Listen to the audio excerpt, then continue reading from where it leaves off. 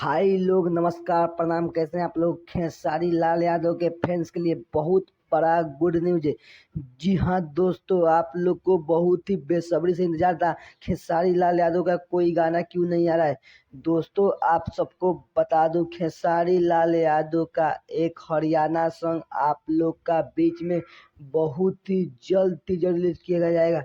दोस्तों आप सबको बता दूं, टीजर 5 तारीख को आएगा, जिस गाने का नाम है बलम। ये गाना खेसारी लाल यादव नहीं गाए, ये एक हरियाणा गाना है। खेसारी लाल यादव सिर्फ एक्टिंग किए हैं।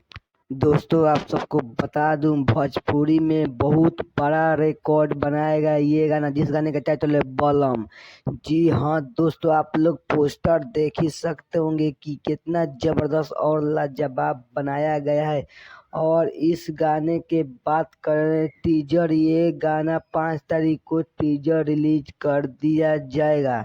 ये भोजपुरी में तुरंत हल्का मचा देगा। ये गाना hit machine trending star Khesari Lal Yadav का बलम। ये एक दोस्तों आप सबको बता दूं, ये एक हरियाणा गाना है और खेसारी लाल यादव सिर्फ एक्टिंग किए हैं। दोस्तों आप सबको बता दूं मैं कि ये गाना बहुत ही जल्द आप सबको बीच में रिलीज किया जाएगा।